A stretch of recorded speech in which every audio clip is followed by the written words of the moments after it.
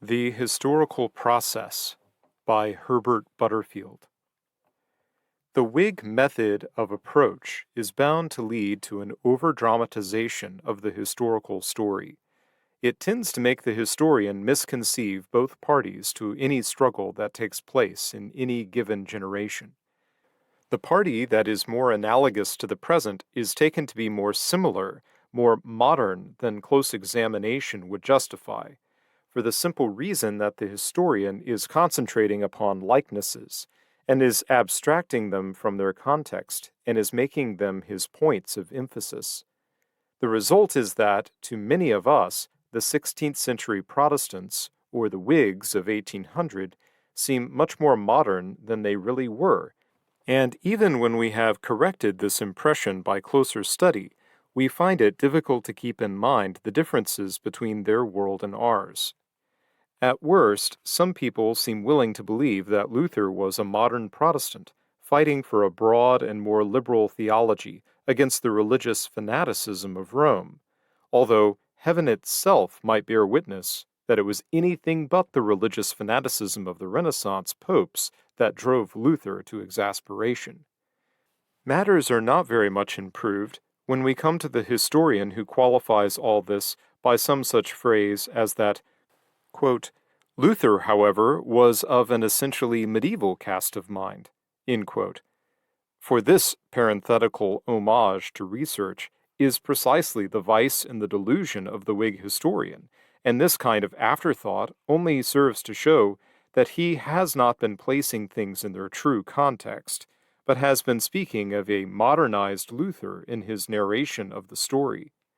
But if one party is misconceived through this method of historical approach, it would seem that the opposing party is even more gravely maltreated.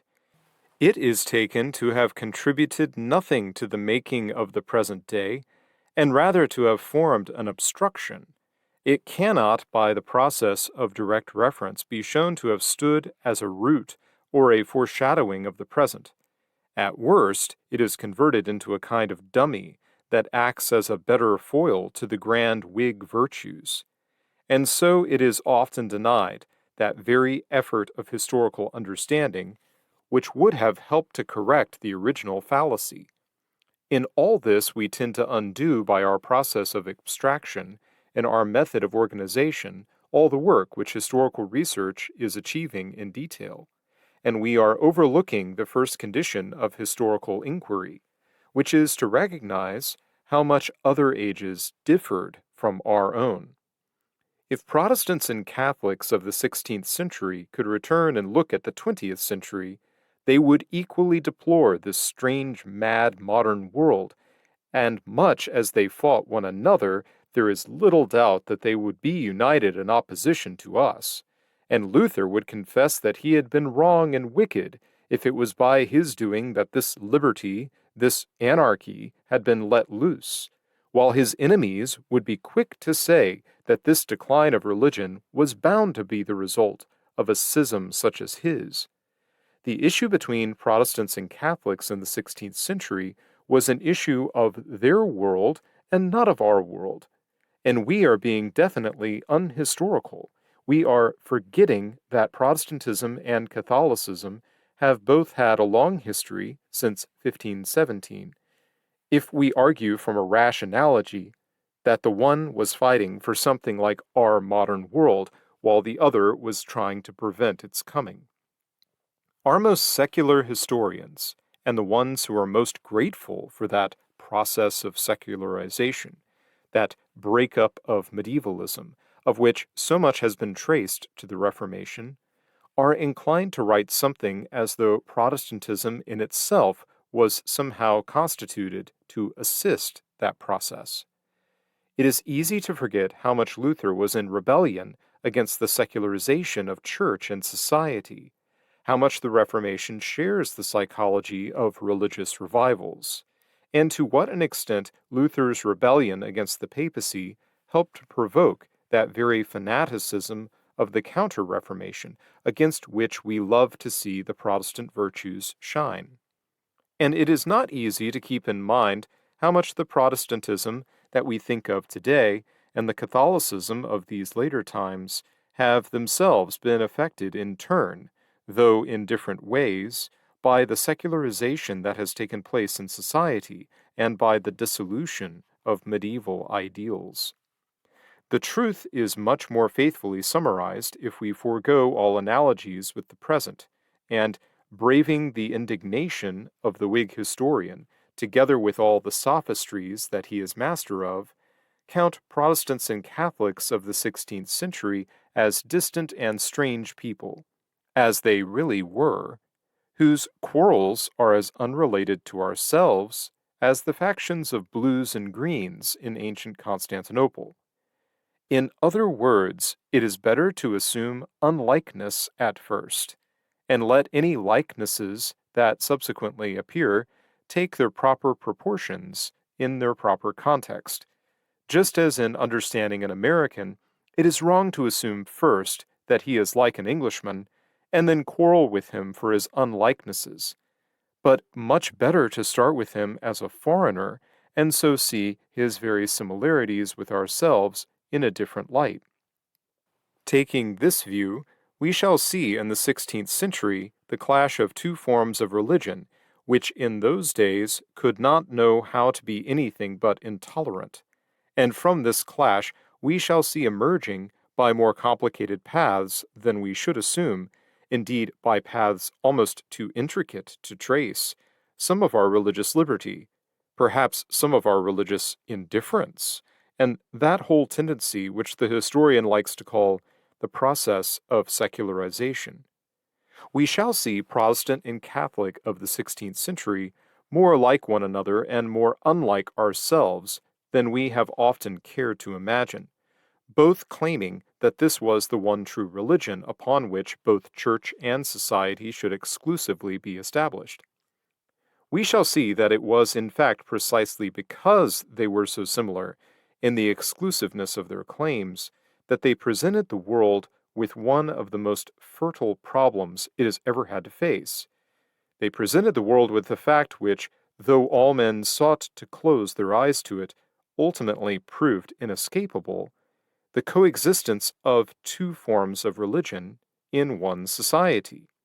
And they presented the world with the problem of how to make life possible and bearable in the face of such an unprecedented anomaly. Neither Protestant nor Catholic, but precisely the fact that there were the two parties, is the starting point of the developments which took place. It is here that we reach the second fault in the Whig method of approach. For by its over-dramatization of the story, it tends to divert our attention from what is the real historical process. The Whig historian too easily refers changes and achievements to this party or that personage, reading the issues as a purpose that has been attained, when very often it is a purpose that has been marred. He gives an oversimplification of the historical process. The Whig historian is fond of showing how much Calvinism has contributed to the development of modern liberty.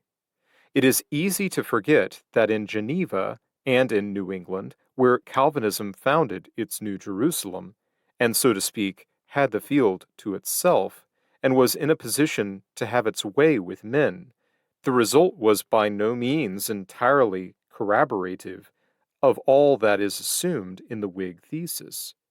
Whether our subject is Calvinism or anything else, it is often easy to state practically the converse of what the Whig historian too readily believes, and instead of being grateful to Calvinism for our liberty, we are just as reasonable if we transfer our gratitude to those conjectures and accompanying circumstances, which in certain countries turned even Calvinism, perhaps in spite of itself, into the ally of liberty.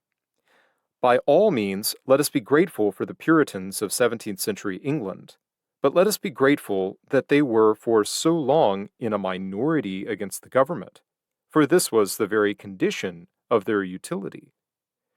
There is a common error into which the Whig historian is bound to fall as a result of his misconceptions concerning the historical process. He is apt to imagine the British Constitution as coming down to us by virtue of the work of long generations of Whigs, and in spite of the obstructions of a long line of tyrants and Tories. In reality, it is the result of the continual interplay and perpetual collision of the two. It is the very embodiment of all the balances and compromises and adjustments that were necessitated by this interplay.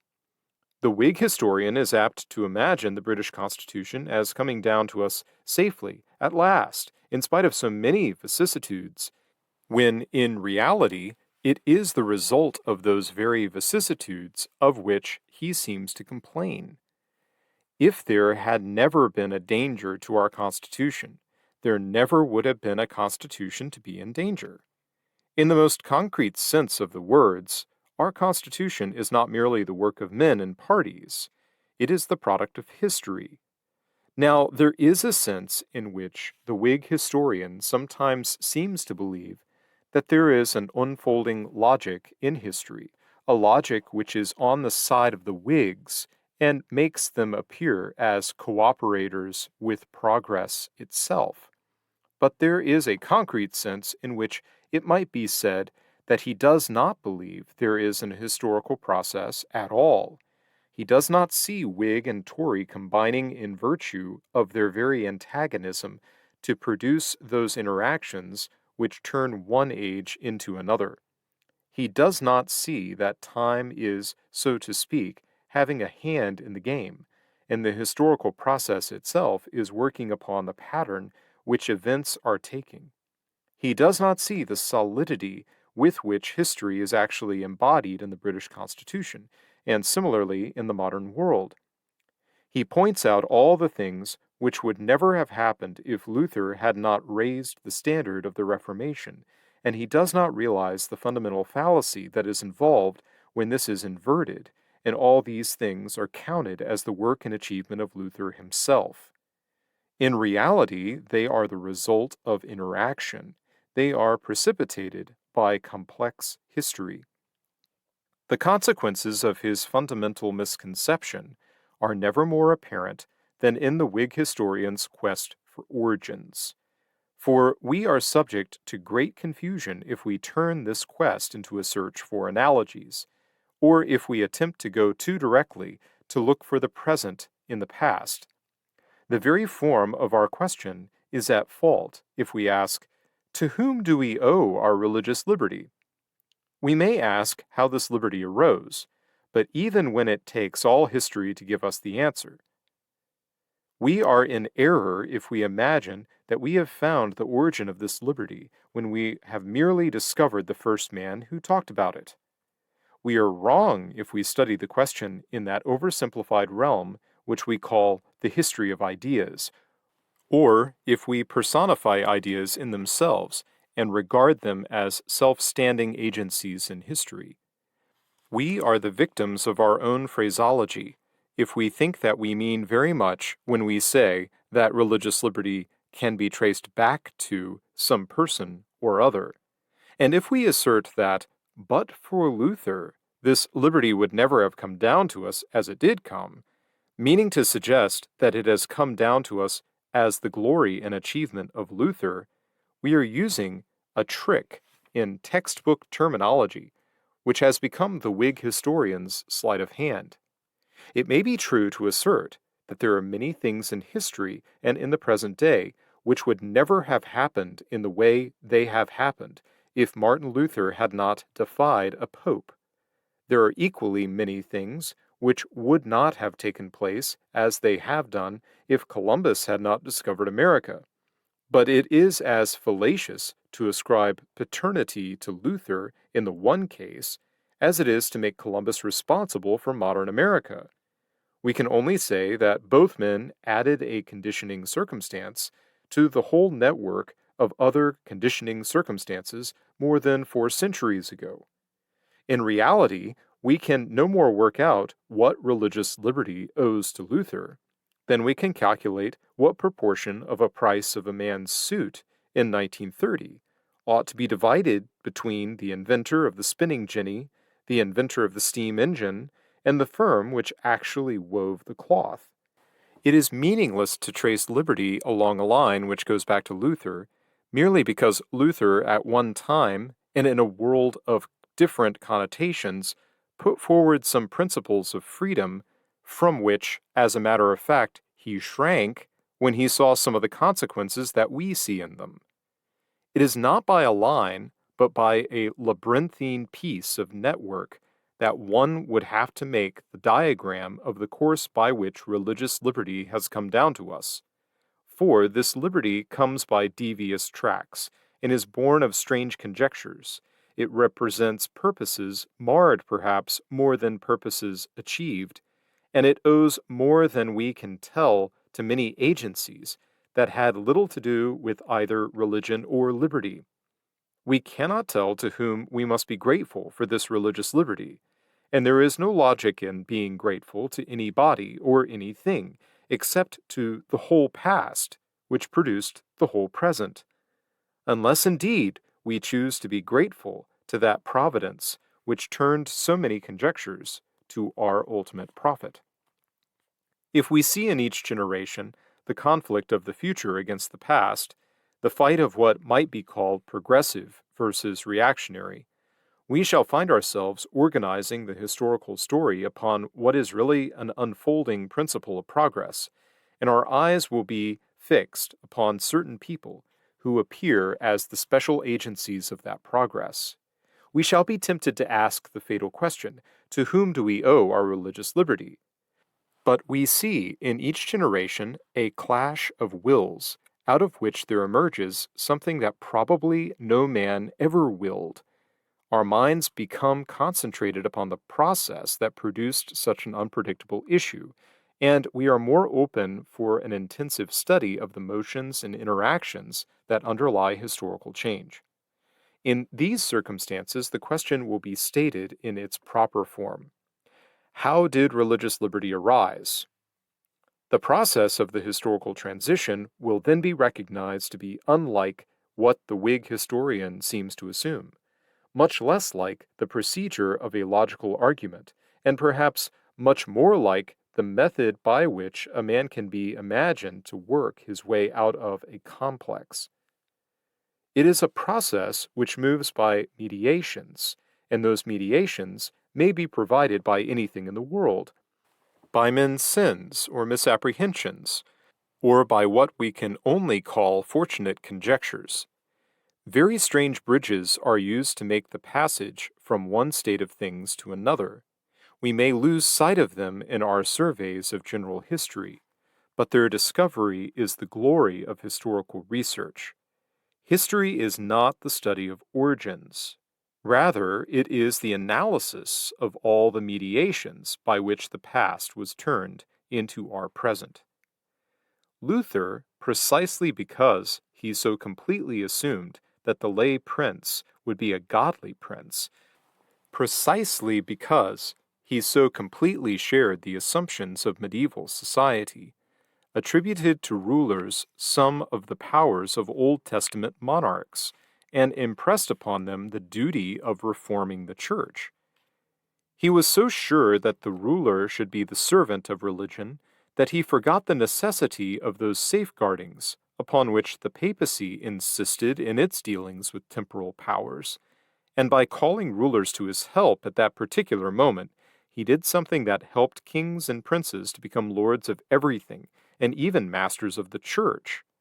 If the Middle Ages had an inhibition against the control of spiritual matters by secular princes, Luther himself, at bottom, shared that inhibition to the utmost. Yet, unawares, and without liberating his own mind, he helped, how much or how little would be too intricate for the historian to trace, to short-circuit the medieval argument and dissolve the complex that his generation labored under. Yet perhaps he did not do even so much as this. Perhaps at any other period his course of action would have had no such result, for kings in other ages had stepped in to reform the church without gaining dominion over it. Perhaps there was some still deeper movement in the time which was turning everything to the advantage of the lay prince and the secular state, taking this and anything else as a bridge to its own end. All the same, it is by intricate mediations, such as this, that the religious society of the Middle Ages came ultimately to transform itself into the secular society of modern times. And it is important to realize that such a transition as this process of secularization is one that could only come by mediation, by the subtle removal of what were complexes and inhibitions. It implied, in men's minds, deep changes that could not have been reached by logical argument, and it implied in the world a whole series of movements that could not have been made by a mighty volition. It implied new ideas that could only come through the quiet dissolving of prejudices, through the influence of new conditions that give rise to new prepossessions, through sundry pieces of forgetfulness in the handing of a tradition from one generation to another, and through many a process of elision by which men can slide into new points of view without knowing it. It implied the overview of Martin Luther's idea of the religious society, the destruction of the Calvinists' New Jerusalem, and the dissolution of the medieval and papal ideal. It represented the history-making that was going on over men's heads, at cross purposes with all of them. It is well that our minds should be focused upon that historical process which so cheats men of their purposes, that providence which directs their labors to such unpredictable results. But the Whig historian, driven to his last ditch, will still ascribe everything to Martin Luther. It is part of his verbal technique to make it still an added virtue in Luther that he worked for purposes greater than those of which he was conscious, as though the same were not true of the enemies of Luther, and equally true, for that matter, in the case of every one of us. The Whig historian is interested in discovering agency in history, even where, in this way, he must avow it only implicitly. It is characteristic of his method that he should be interested in the agency rather than in the process, and this is how he achieves his simplification. When the large map of the centuries is being traced out and the mind sweeps over broad ranges of abridged history, the Whig fallacies become our particular snare, for they might have been invented to facilitate generalization. The complexity of interactions can be telescoped till a movement comes to appear as a simple progression. It is all the more easy to impute historical change to some palpable and direct agency. What we call causes are made to operate with astonishing immediacy. So it is when we are forming our general surveys, when we are placing the Reformation and the whole scheme of history, that we project our wider Whig interpretations and draw our diagram in the strongest lines. In regard to the Reformation, it might be said that the Whig fallacies of secular historians have had a greater effect over a wider field than any theological bias that can be imputed to Protestant writers. And the tendency is to magnify the Reformation even when it is not entirely complementary to the Protestants to do so. It is easy to be dramatic and see Luther as something like a rebel against medievalism. It is pleasant to make him responsible for religious toleration and freedom of thought. It is tempting to bring his whole movement into relief by showing how it promoted the rise of the secular state, or to say with one of our writers that without Martin Luther there would have been no Louis XIV. It may even be plausible to claim that Protestantism contributed to the rise of the capitalist, that in its ethics were evolved the more than 7 deadly virtues which have helped to provide the conditions for an industrial civilization, and then to bring this to a climax in the statement, capitalism is the social counterpart of Calvinist theology.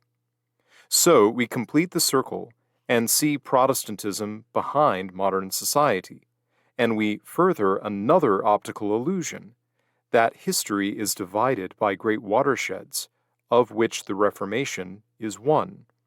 Sometimes it would seem that we regard Protestantism as a thing, a fixed and definite object that came into existence in 1517, and we seize upon it as a source, a cause, an origin, even of movements that were taking place concurrently, and we do this with an air of finality, as though Protestantism itself had no antecedents, as though it were a fallacy to go behind the great watershed, as though indeed it would blunt the edge of our story to admit the workings of a process, instead of assuming the interposition of some direct agency.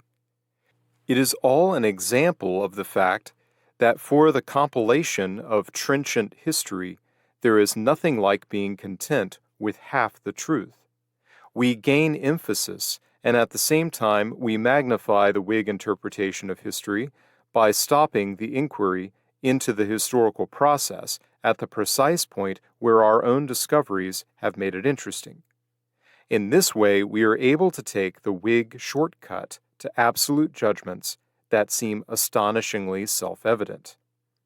It seems possible to say that if we are seeking to discover how the medieval world was changed into the world that we know, we must go behind Protestantism and the Reformation to a deeper tide in the affairs of men, to a movement which we may indeed discern but can scarcely dogmatize about, and to a prevailing current which, though we must never discover it too soon, is perhaps the last thing we can learn in our research upon the historical process.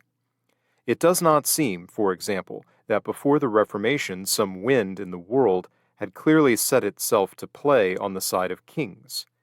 And in many a country, 100 weather vanes, on steeple and on mansion, on college and on court, had turned before the current to show that the day of monarchy had come. And indeed, some little detail in popular psychology would seem to have shown the way of the wind as clearly as some of the larger developments in the constitutional machinery of the state.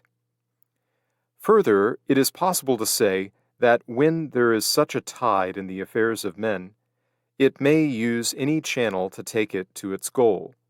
It may give any other movement a turn in its own direction. For some reason, Renaissance and Reformation and rising capitalism were made to work to the glory of kings. And even if in their origin these movements had been rather to the contrary tenor, even though a religious awakening might not in itself seem likely to increase the power of secular monarchs over the church, still the deeper drift might carry with it the surface currents and sweep them in to swell the prevailing tide. Perhaps, to take one example, it was because the princes were already growing both in power and in self-assertion that the Reformation was drawn into an alliance with them, which had so great influence on Protestants as well as kings. The large process which turned the medieval world into the modern world, the process which transformed the religious society into the secular state of modern times, was wider and deeper and stronger than the Reformation itself. The Reformation may have been something more than merely a symptom or a result of such a process, and we should be assuming too much if we said that it was only an incident in the transition. But the historian would be very dogmatic who insisted on regarding it as a cause. Protestantism was the subject of rapid historical change from the very moment of its birth. It was quickly transformed into something which its original leaders would scarcely have recognized. And though it might be true to say that later Protestants were only working out the implications of the original movement, the fact remains that they worked them out in a certain direction. They found implications that Luther did not intend and would not have liked. And it was precisely in this turn that Protestantism acquired the associations that have become so familiar, the ones which are roughly denoted by the words individualism, capitalism, and the secular state. Precisely where the Whig historian ascribes influence, the Reformation itself most obviously came under the influence of the tendencies of the times. If the movement had political, economic, or sociological consequences, this was because it had itself become entangled in forces that seemed almost inescapable. And if it gave them leverage, this was because it had itself become subject to their workings. It is not sufficient to imply that Protestantism was in any way responsible for the capitalist. It is not sufficient to see that the religious and economic realms were reacting on one another. We must be prepared to watch the truth of history water down into a banality and allow that to some degree Protestants and capitalists were being carried in the same direction by the same tide. If Roman Catholicism proved less amenable, this was not simply because it was an older and more hardened system, but because the remarkably assimilative medieval Catholic Church had become the remarkably unassimilative modern Roman Catholic one, as though the Lutheran movement had turned it in upon itself and had set it in opposition to innovation, even to the deeper tendencies of the age. Further, it is possible to say, or at least we must leave room for saying, we must not by our mere organization of the historical story close the door against it, that the Reformation, in its original character as a reassertion of religious authority and a regeneration of religious society, was in some sense an actual protest against that comprehensive movement that was changing the face of the world. But that being the subject of rapid historical change from the very start, it came itself under the influence of that movement and was turned into the ally of some of the very tendencies which it had been born to resist. The watershed is broken down if we place the Reformation in its historical context, and if we adopt the point of view which regards Protestantism itself as the product of history. But here greater dangers lurk, and we are bordering on heresy more blasphemous than that of the Whigs, for we may fall into the opposite fallacy and say that the Reformation did nothing at all. If there is a deeper tide that rolls below the very growth of Protestantism, nothing could be more shallow than the history which is mere philosophizing upon such a movement, or even the history which discovers it too soon. And nothing could be more hasty than to regard it as a self-standing, self-determined agency behind history, working to its purpose irrespective of the actual drama of events. It might be used to show that the Reformation made no difference in the world, that Martin Luther did not matter, and that the course of the ages is unaffected by anything that may happen. But even if this were true, the historian would not be competent to say so. And, in any case, such a doctrine would be the very negation of history. It would be the doctrine that the whole realm of historical events is of no significance whatever. It would be the converse of the Whig over-dramatization. The deep movement that is not in question does not explain anything or anything at all. It does not exist apart from historical events and cannot be disentangled from them. Perhaps there is nothing the historian can do about it, except to know that it is there. One fallacy is to be avoided, and once again it is the converse of that of the Whigs. If the Reformation is not merely a cause, at the same time we cannot say that it is merely a result. It is like the mind of a human being. Though we find the historical antecedents of everything in it, still, in our capacity as historians at least, we cannot deny that something different is produced. In this sense, we may say that history is the study not of origins, but of mediations. And it is the study of effective mediations genuinely leading from something old to something which the historian must regard as new. It is essentially the study of transition, and to the historian, the only absolute is change. There were many reasons why the Reformation should have produced a countless number of interesting forms of this kind of mediation. Merely by creating an upheaval in the 16th century, it threw a great many questions into the melting pot. By the very intensity of the warfare and controversy it caused, it must have hastened the decision of many conflicts of forces and ideas. By the novel situations it created and the unsettlement it produced, it must have given special opening for many new combinations of ideas. And the mere fact that there were such overturns in society, necessitating so much reorganization, must have prevented in many countries the solid resistance of stable and established institutions to whatever tendencies existed in the times. For all these reasons, and for many others, the Reformation is the most interesting example one could find for the study of the mediations by which one age is turned into another, for the examination of an historical transition. We may see why the Reformation may have been something more than a passenger and may have been an ally giving actual leverage to forces that we may regard as existing already. And the result will be different from Whig history because there will be less of that subtle implication that the changes of the 16th century can be accounted for by reference to the nature or essence of Protestantism.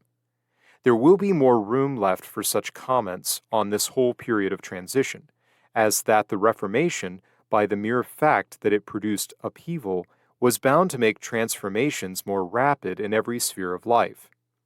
And if it is said that on this argument the Reformation still does nothing more than leave the field open for the play of those forces which were already at work, and so serves merely as a hindrance of hindrances, if we must go further and admit that we are not in a position to deny the genius and personal achievement of a man like Martin Luther, here we may agree with the Whig historian. We may even say that the Reformation, in a certain sense, brings something new into history. But even here, there is a subtle difference. We could not imagine Luther as having produced something out of nothing. It lies in the very terms of our study of history that we should discover the historical antecedents of everything that Luther said or did. He would still be himself an example of historical mediation, performing what is really a work of transition, carrying what was old into something which we could agree to be genuinely new.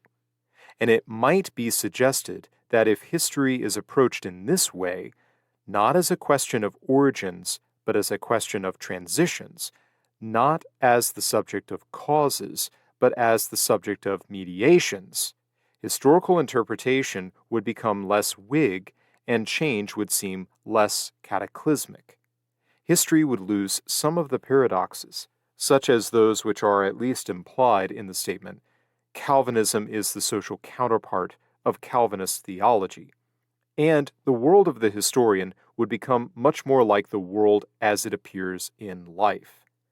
In reality, this method of approach would tend to lead us to the view that the Reformation was essentially a religious movement, as it must have appeared to its original leaders. We should discover that if so much of the modern world has been placed on the shoulders of Luther, this has been due, at least in part, to the historian's optical illusion, to certain features in the technique of history writing, and to the exploitation of that dubious phraseology which has become the historian's stock in trade.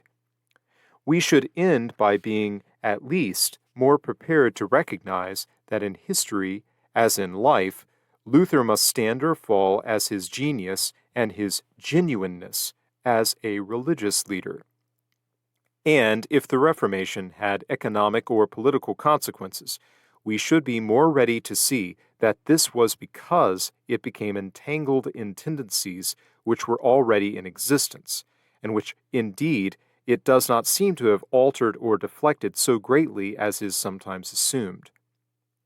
Finally, in criticism of the Whig historian, who studies the past with too direct reference to the present day, it may be said that his method of procedure actually defeats his original confessed purpose, which was to use the past for the elucidation of the present. If we look for things in the course of history only because we have found them already in the world of today, If we seize upon those things in the 16th century which are most analogous to what we know in the 20th, the upshot of all our history is only to send us back finally to the place where we began, and to ratify whatever conceptions we originally had in regard to our own times. It makes all the difference in the world whether we already assume the present at the beginning of our study of history and keep it as a basis of reference, or whether we wait and suspend our judgment until we discover it at the end.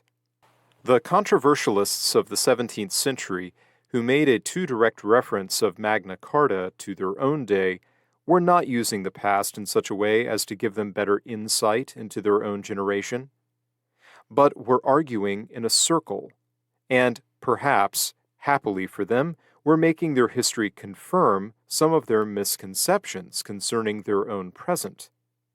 If we turn our present into an absolute, in which all other generations are merely relative, we are in any case losing the truer vision of ourselves which history is able to give.